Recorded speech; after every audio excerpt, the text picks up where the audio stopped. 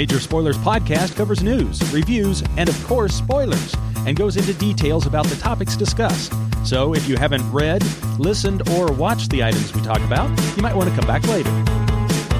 I'm Matthew. And I'm Steven, and you're listening to the Major Spoilers podcast, the podcast for pop culture and comic fans. In this issue, it's 1100. Do you know where your children are? They might be agents of change alongside the amazing Atomic Robo. Plus, we got the BS7, the FML, the CIA, and the PTA. Remember, the 5th of November, 2 chickens in every pot. I see of no reason, the time of the season for loving. Yes, my friends, it's the show that never ends, and the Major Spoilers podcast is on the air. Oh, yeah.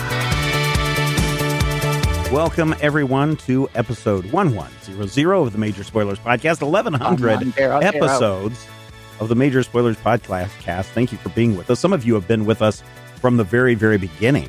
You guys know who you are, and you are the coolest ones. Tonight, we are not talking politics. We are talking comic books, because otherwise there's madness that way. Also, we talk politics in the pre-show. You can go listen to that. Some people call this episode 12. Nope, they don't. Those people would be wrong. Speak in binary. Let us talk about some comic book reviews. I don't know if I want to. You stomped all over my punchline. Yeah. Ha, ha, ha, ha, ha. Shut up. Matthew, last week from Image Comics, Blood Squad 7 Strikefile 1.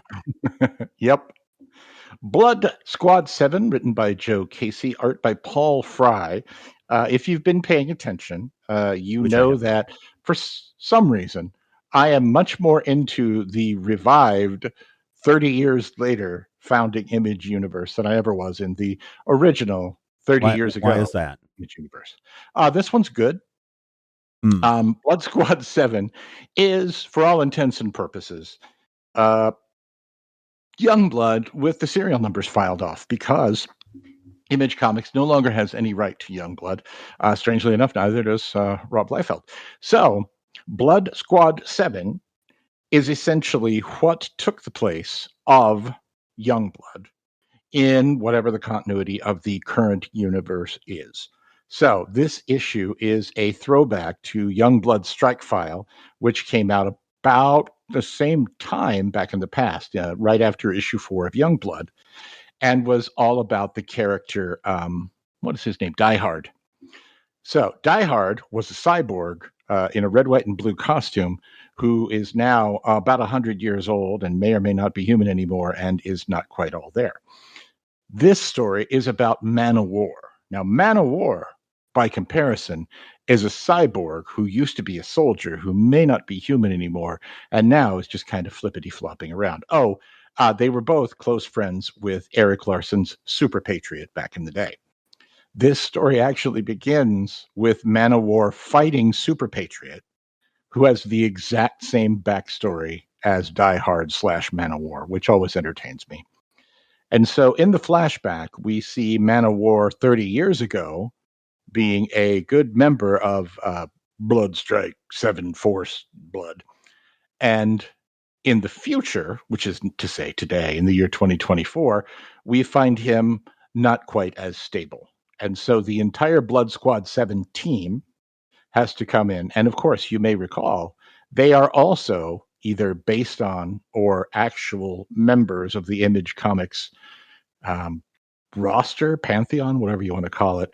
Some guys who were left behind when all these characters disappeared back during 1996's Shattered Image. So most of this issue is back and forth between young Man-O-War, who is totally not Die Hard, fighting his old friend, and elderly Man-O-War fighting his old team. There is some stuff going on here with Tachi, who is totally not Shaft, by the way. You may recall Shaft was a martial arts master with a bow and arrow. Tachi is a martial arts master with a sword. Their costumes are virtually identical.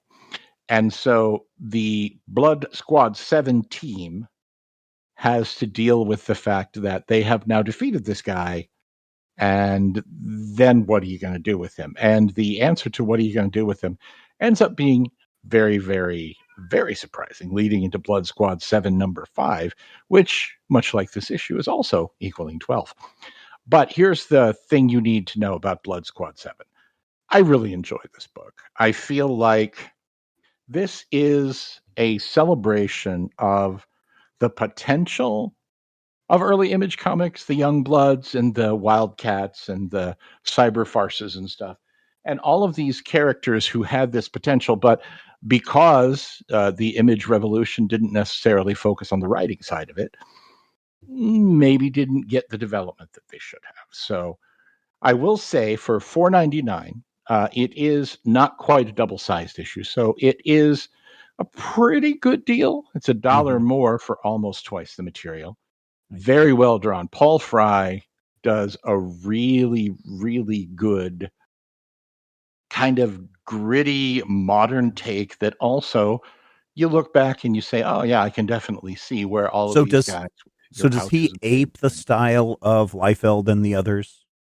No, it is its own style, but he does take the stylistic excesses and trademarks like lots of pouches and big, Jim Lee headpieces, and shoulder pads and knee pads and flying things everywhere that if you were actually in a fight, someone could grab a hold of and just kill you because you have a rope tied around your waist. Karate Kid.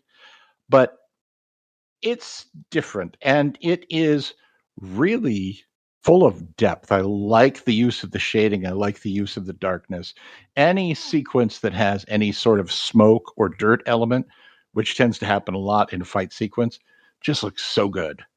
And there are little bits of treatments where we have a sequence where Man-O-War comes busting out with a giant rifle in either hand, and he's moving fast, so there's a little bit of blur, but it's not distracting. It looks very naturalistic, looks very cinematic. Mm-hmm. All told, though, I'm going to go with 3 slices of meatloaf. This is a better than average comic. If you have not been watching, or reading rather, Blood Squad 7, this is not the place to start. But as I would have told you in 1993 when Youngblood Strikefile number 1 came out, just grab a comic and read it, and you can figure the rest of it out later. The question to whatever happened to Man-O-War actually ends up getting an interesting answer, which you don't always get. Especially these days. But again, 3 slices of meatloaf for Blood Squad 7, Strikefile number 1. Get a chance. Issue 5 will be out soon, starting a whole new arc. It may be worth checking into, and I'm sure there's a trade paperback coming. Okay. And this is a one-shot? This is a one-shot, but it is directly continuing from the ongoing Blood Squad 7 series number 4. So this when issue 5 comes out, will it technically be issue 6 or no? I know how you hate the phrase one shot, so think of this as like an annual. Oh, no, I don't hate the phrase one shot. I like the phrase one shot. What I hate is releasing a single issue with the number 1 on the cover. Well, when it's clear that they have no intention of releasing a number 2. Number 1 implies a number 2. But no, it does not. Number 1 just means number 1. The very first Karate Kid movie, was it called Karate Kid First Movie? No, it was called Karate Kid. When they decided that there was going to be a sequel on Armistice Day, they said this is the end of World War I. Huh? They didn't think about that. They didn't say that. I saw it. I saw a video of it. Peter Griffin was there. I think you've been sniffing a little bit too much of that gaslight. And Teddy Roosevelt was like, "Yeah, see, this is." No, I was just wondering. World War I. No, I was just wondering if you're reading the Blood Squad 7 series, if you get to 4 and then you read Strikefile, which is a one shot, and then you get to 5, is 5 going to expect that you have read the Strikefile to understand what's going on? In other words, are they doing one of those classic Image things where they say this is a whole other series, but it's actually part of the main series that you should be reading? This is exactly that classic image trick. I feel like traditionally this should be a 0. Okay. But if you really wanted to sell the 1993 Image, I would say 0. But yeah, this is the issue that comes between 4 and 5. Okay. Which I believe in some extra-dimensional cultures is the number Bleem. It could be. You never know. You're going to have to go to sleep tonight and find out what dimension I wind up in, because that's how the multiverse works. Yeah. It is election day here in the United States. We're not talking about politics, but I will talk about a comic called FML. I don't know if Kelly Sue DeConnick and David Lopez teamed up with Dark Horse to release this on election day or, election week, but I find it somewhat hilarious that FML is tied right in with this week. But it is not about elections. It's not about, is the world coming to an end? Well, it might be a little bit about, is a world coming to an end? Because this is the story about Riley, a teenager in our modern times, who is trying to lead his regular high school life. He's in a heavy metal band with his friends. He likes gross movies. His friends are rather eclectic. Each one has their own very unique personality, which I like very, very much. Riley's mother is a former member of this group called Riot Grrrl, also a heavy metal goth band from the 1980s, from when you and I were growing up, Matthew. And between all the antics that these four have, and really, I think this was intentional. This is my interpretation of the writer's intent, is that the world that Riley lives in is a hyper exaggeration of the world that we live in. So, for example, there's some fires going on, and I believe this takes place in Portland or Washington, one of those two places. Portland is where it takes place. There's fires, but there's this big deal with Riley's mom making sure all the kids are wearing their masks at all times. There is a school that has very strict rules on things that you can do as far as parking and those kind of stuff. As they're going into school, for example, the loudspeaker comes on and goes, "Your regularly scheduled Monday shooter drill, active shooter drill has been canceled." There's some other things that go on that just kind of push that narrative of, Riley is wanting to borrow his sister's backpack because it's the bulletproof one. Mm-hmm. So it's like they're taking all these things that are going on right now that seem for us just crazy things that we could never comprehend. As a kid, having a clear or a bulletproof backpack would have just been like, why? And it has become so hyper pushed in our society that in Riley's world, this is just common stuff. That the insanity of the world is common. And so the biggest escape that Riley and his friends do is they go out to this place called the Witch's Castle, which is actually an old abandoned bathroom out in the woods. Typically, the high schoolers will come and drink there on a Friday, Saturday night, but the rest of the night, Riley and his friends can go out there and practice in their band. And one day, in this issue, they discover some of Riley's mother, Riot Grrrl's zines. That's the other thing that this is really big into, is the zine culture of the 80s and 90s. Pops up as a big thing in this story. And in this zines that they have from their mother, they find out that, my mother also used to hang out here at the Witch's Coven, and they're all telling each other spooky tales, and they get to a certain page into the zine, and they discover that, there's this magic spell in here that could give people great power. And they're like, yeah, let's do it. And I got to tell you, I enjoyed this book tremendously. I didn't know what to get into, especially when it was leaning into, look how crazy this world is, because, again, I can look outside. I don't need to see that the world is burning around us, literally, in the case of Portland's forest fires. But there's something in here that's charming about these kids that are being themselves in modern day, but also have this fascination for when my mom was a kid, what were they into? And right. I don't know, again, I think, and again, I could be totally off on this, and Kelly Sue DeConnick, if you're listening, first of all, thank you. Second of all, I think you are also one of those people that you have kids of an age who are incredibly fascinated with what life was like and what you were into culturally as a child. So I see that there's some of that stuff going on in here as well.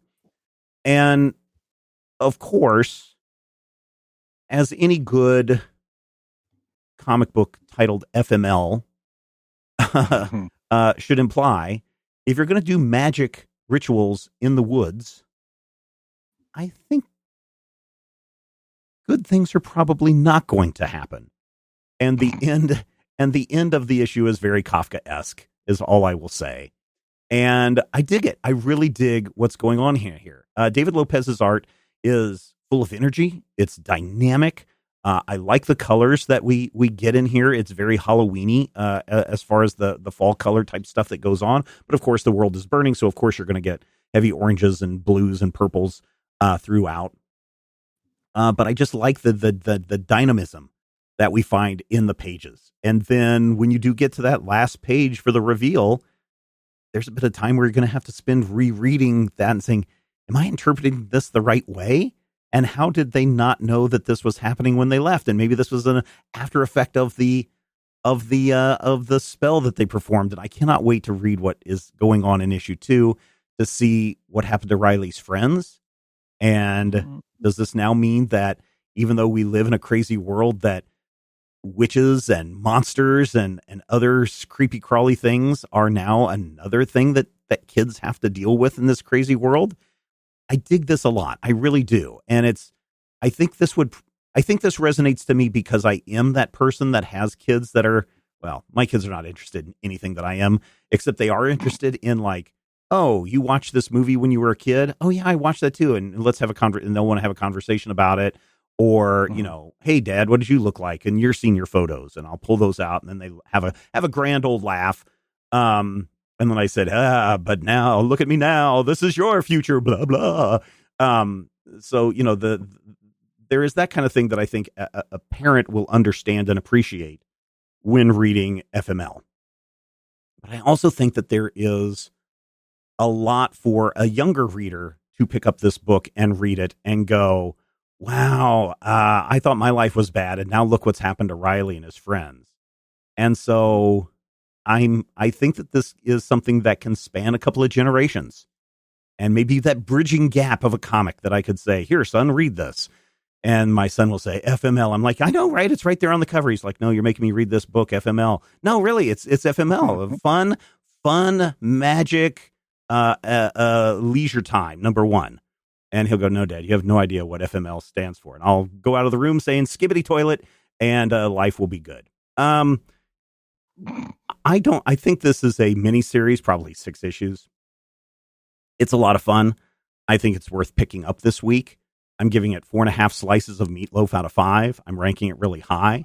I think you, dear listener, and you, dear Matthew, will also have fun when you go to the comic book store and say FML, and the guy behind the counter is like, I know, right?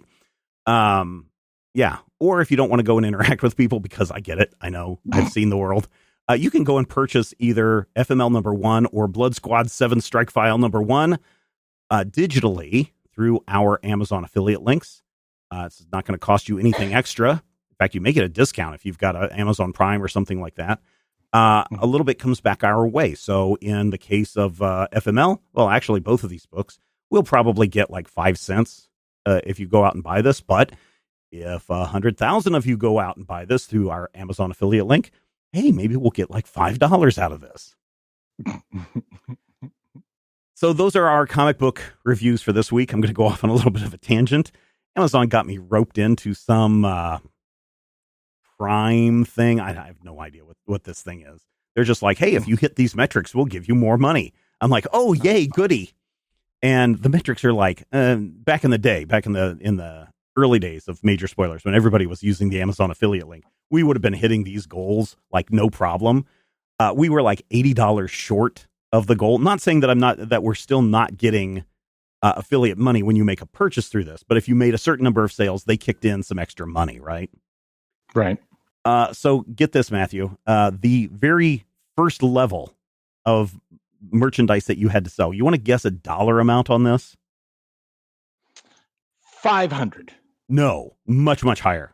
But 500 is in the total of how much you had to sell at the base level to get a bonus.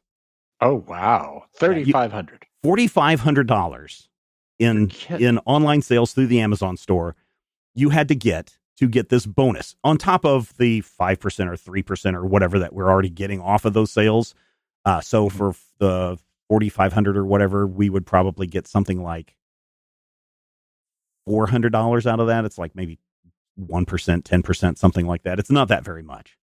But do you know how much of a bonus we would have gotten, Matthew, had we sold, or had not us? We don't sell anything. Had our listeners gone out and used that Amazon link, if we had sold like $80 more worth of stuff, you know what we would get from that $4,500 of things sold through our affiliate link? $100. $100. Seriously? Yes. Oh my gosh. $100 extra. And so I got this email on November 1st. Hey, just letting you know that you had really great sales in the month of October, but you did not hit that magic metric mark for the bonus. Don't worry, you're still getting your other monies, but you're not getting the extra monies this month. And I was just like, oh man, what a scam that I signed up for. But anyway, dear listeners, if you want to put an extra $100 into our pocket, go use that Amazon affiliate link. There's a link in the show notes and also at the majorspoilers.com website. If you would like to put a little bit more money into our pockets and actually get more than 1% or 5% or whatever the total is, then I would encourage you to become a patron over on our Patreon page. Patreon.com/majorspoilers is where you want to go if you want to step up and really show the world that you mean business. And that's patreon.com/majorspoilers for as little as $5 a month, for about the same price that you would pay for FML #1 or Blood Squad 7 Strikefile #1. I want to say Strike Force every time I say that, but yeah, that's kind of a thing. Yeah. But for $5 a month, or maybe 2 comics worth, maybe you want to step up to the $10 level, you can keep this show going, and we can bring in more guests, more things that we can do, and we can pay our bills. This week, I want to send big thank yous out to Joshua, who is our newest gold member. Gold members get access to up to eight bonus episodes each month. Plus, we do the Major Spoilers live chat, where I go in and answer your questions about what it's like running a business like Major Spoilers. At the silver level, which is only $5 a month, and that's what Didymus, Ditimiss, Didymus is our newest silver member, $5 a month, but Didymus did it right. They went in and they signed up for a year in advance, Matthew. And you know what happens when you sign up for a year in advance and you're just like, hey, here's my $60 for a full year of silver level benefits, which includes up to 4 bonus episodes a month plus critical hit a week early. You know what happens when you pay in the year in advance? Get a discount. That's right. You give us $60 and I'm like, oh, no. Hey, you want to pay a year in advance? Here's some money back. I'm going to give you a full month free. So you're paying for 11 months and you're getting 12 months of access when you sign up for the yearly membership, just like Didymus did. And we would like to give you a shout out on the show right here on this, not this episode, because this is a pre-recorded episode. We can't just go back into the past. It's already done. Yeah, it's done, right? So if you want to hear us give you a shout out in a future episode, one that may come out next week or next month, I'd prefer if you do a whole bunch of them next week. That would be great. I'd love to have 100 new $5 members next month, silver level members, because as you know, we got a laptop that still needs to be replaced, and Apple did just announce the new MacBooks, and that would certainly make sure that we don't have to worry about a crumbling computer. Yeah. So you can find out more, and you can become a patron today at patreon.com/majorspoilers. All right, Matthew, it is time for us to do our yearly look at the world of Atomic Robo. And last time we left, Atomic Robo's world was kind of in shambles. He was just starting to get Alan, kind of his quote-unquote son, to work in the world. And now that they feel like they've got the new Tesladyne headquarters taken care of, everybody can just relax a little bit, right? Except for the explosions.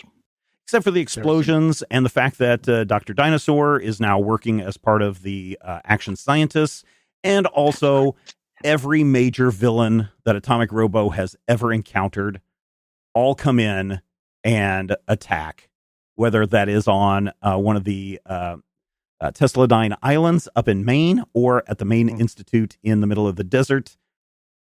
Everybody's going to have to deal with, what is it, Tyrantulus? The ghost of Thomas Edison, Heisenberg is back. And then you, of course, got the main villains of this story, the Agents of Change. And I think the Agents of Change story, we can talk about, whichever direction you want to go, Matthew, but I think the Agents of Change is the most interesting because the Agents of Change are actually former action scientists who Robo had to abandon in, I forget which storyline. It was one of the ones where the UN or whoever decided that they were going to take over. Maybe it's the Ghost of Station X. I'm pretty sure that was the one that it was. That sounds right. Yeah. Where they lost a bunch of action scientists. They were arrested. They were held capture, and we never kind of knew what happened to them. Well, they decided that, hey, if Atomic Robo is not going to help us, then maybe we should form our own action team. And the Agents of Change basically blame Robo for all the ills of the world. Right. And it's kind of an interesting conversation. Now, follow me here because I'm not a huge religious person, but it's almost like people who have a deep, deep devotion to their religion. And the naysayers come along and they say, hey, if your God is so great, why does your God allow all of this suffering to happen? Why can't your God just wave their hand and make it right? That's the gotcha that a lot of non-religious people use to the religious people. I don't do that. I'm just like, well, you go and have fun. But that's kind of the approach that the Agents of Change take to Atomic Robo. You've developed all of these things that could do wondrous things to the world and make the world a better place, and you don't use them. And so therefore, we're going to break into your laboratory and we are going to take all of these weapons that you say are bad for the world, and we're actually going to use them. Am I on target for that philosophy of the Agents of Change? I would say yes. And it's definitely, it's very complicated because Robo doesn't actually disagree. That's the thing that's interesting throughout the story is he, at one point is just like, they're kind of right. I regret these things that I did and these things that I haven't done. And somebody's like, what, you don't regret killing Tesla, right? And there's just this beat. And Robo does not respond. And she's like, okay, this is survivor's guilt, and you need a therapist. But yeah, it is interesting to see that we've always seen kind of Robo and the action scientists as this wild kind of chaotic force in a lot of ways. Mm-hmm. And, you will see, for instance, Dr. Dinosaur doing his crazy dinosaur stuff, and then they'll go stop him. But the after effects are always something different. The after effects are never quite what we expect. So strange things happen. Robo gets stuck in time and has to meet himself 4 times, or everything explodes, or Alan accidentally takes over the world and kind of threatens to murder all of humanity. It's one of those moments where you've taken what had been the main thrust of the book, was that this wild experimental science thing. And Robo is kind of now the establishment. Yeah, which is weird, right? I mean, they have a character who is, I'm jumping ahead to the next story. Obviously, Richard Branson is still one of the main villains in this story, but there's a character that is not named Jeff Bezos that appears in the next volume.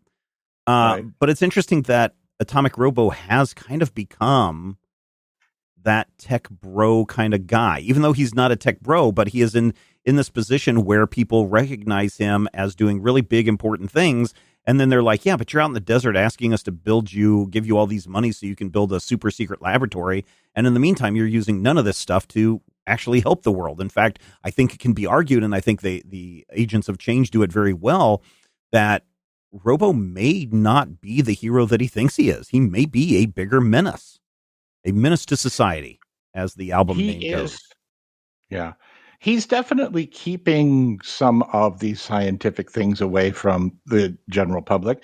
But I think that's also because the general public would, burn the atmosphere. Yeah, we have a whole lot of complexity here, and not just the fact that somebody says something about the greatest villains that Atomic Robo has ever fought, and Dinosaur is like, greatest villains? I am the greatest villain. I will prove it, defeating all the other villains. Yeah. Dr. Dinosaur driving a pickup truck with shades on. Yes. Maybe the greatest. While singing Bad Moon Rising.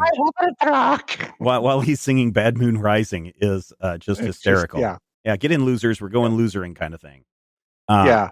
And it's nice, but you do also have to look at this because the Agents of Change are immediately presented as almost alien. You know, when they first arrive, they're fully armored and their faces are hidden, and they look like evil. They look like evil, but what they actually are is just not exactly a counterculture, but definitely it's something that is upsetting the status quo that somehow Robo has become.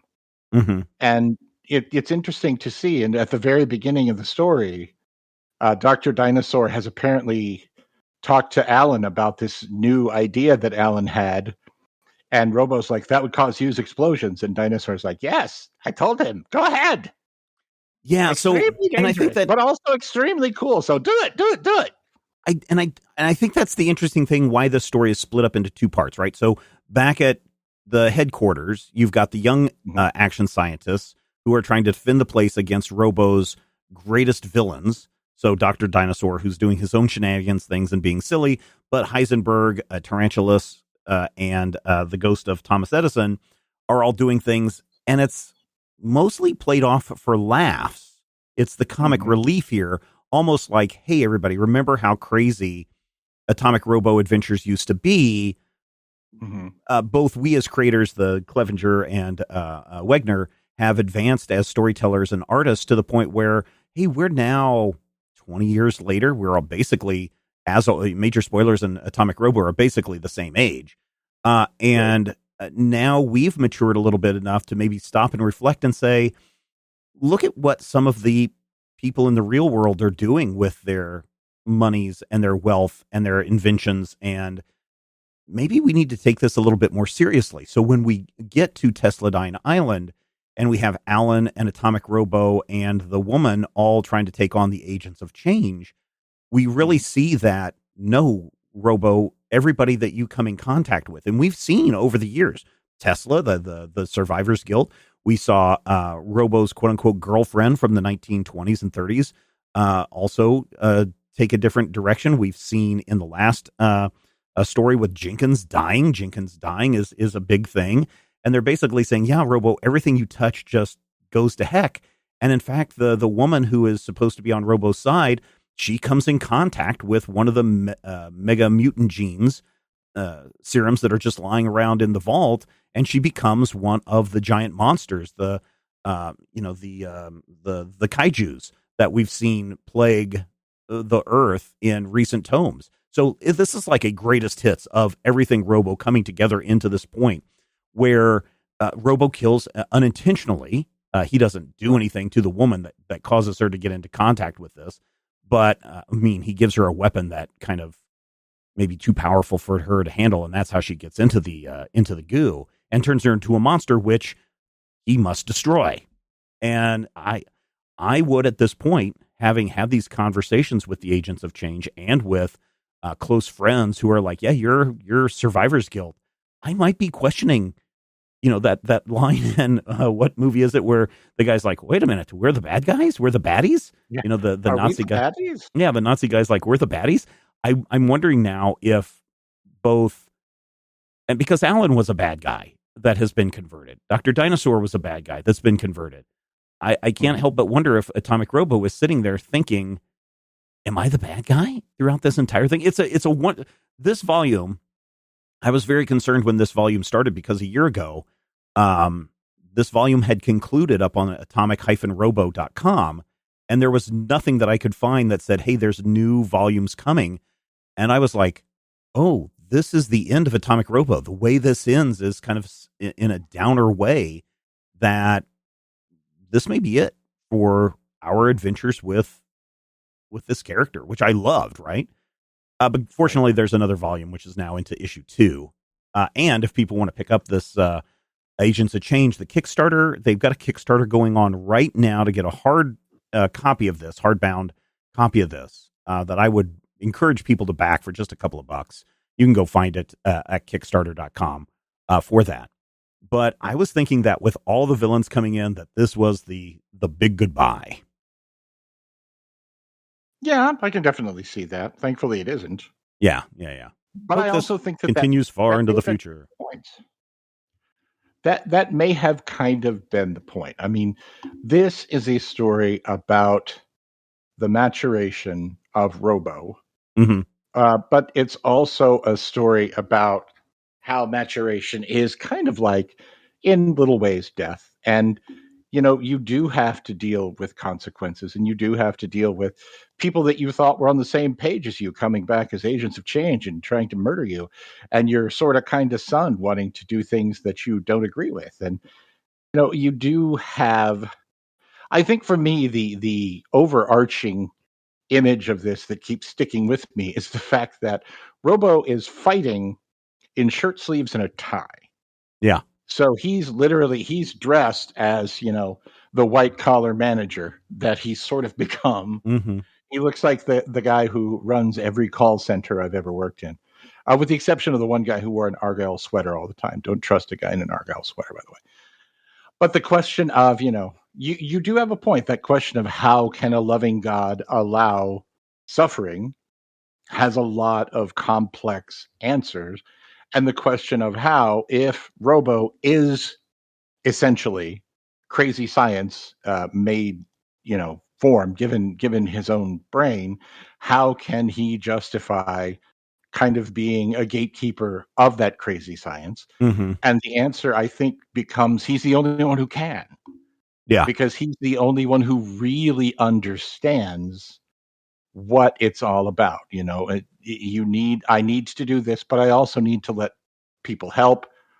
I need to let Alan help. I need to let the action scientists help. I need to mature as, I don't want to say person because he's a robot, but, mature as a person in ways that you don't usually get in an adventure narrative, which does make, all of the wacky funsters coming back and getting their brains kicked in by Dr. Dinosaur and the guys. It makes it more fun because you see how they haven't grown. Mm-hmm.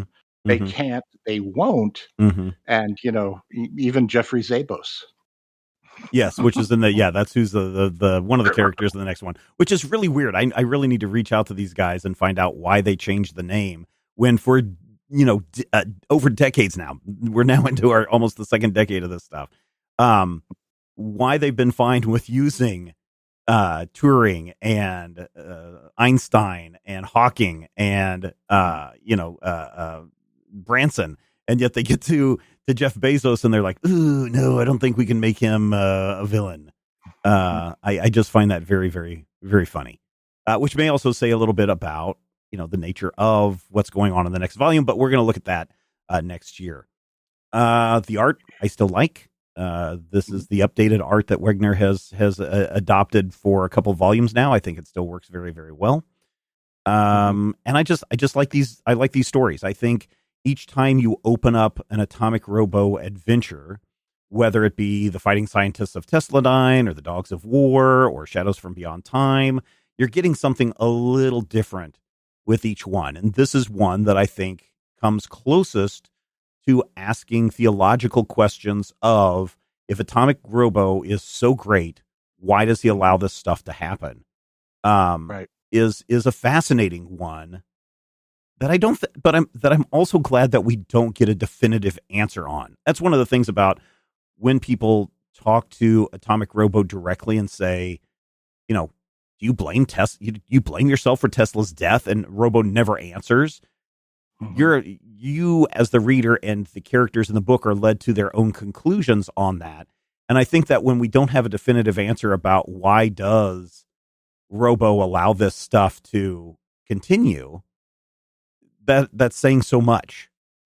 His non-answer is just as important as the answer that he might bring forward. So yeah. And I really do appreciate the narrative throughout issue 5, where we don't exactly know what happens. We know at the beginning that something terrible happened. Right. Yeah, it's the flashback episode. Yeah, and then we do, we kind of finally work our way through it. We find out it's Emma who died. This is how Emma died. And that's why, Robo is as messed up as he is. That alone is really, really hard to pull off. And I feel like just the structure of that episode is really, really telling the kind of sophistication that these creators are up to these days. And I really feel like this was a book that you initially liked because it was like wham, punch bang, Nazis, bang, pow, punch Nazis, yeah, time travel, crazy, crazy. And now, 20 years later, however long it's been, it's become much more philosophical, but also much more, not more enjoyable, but differently enjoyable. And so one of the things when Atomic Robo first debuted, one of the comparisons that I said was like, oh, this is the science version of Hellboy, where Hellboy is a creation of magic and dark magics. And so Hellboy must go out and fight the dark magics of the world. Atomic Robo is the science version of that. And so we see Atomic Robo going out and fighting science-based creatures, monsters, different dimensions, whatever. And so I think that comparison still holds true even this far, because again, when Hellboy was first created, it was, look out, he's got a gun, and oh crap, the monkey's holding a gun. He's like, he's got a gun, and then oh crap, and punching demons in the face. And as the world of BPRD and Hellboy grow, we start to realize a darker and philosophical side to the character of Hellboy that we had not seen before. And I think the same thing holds true here.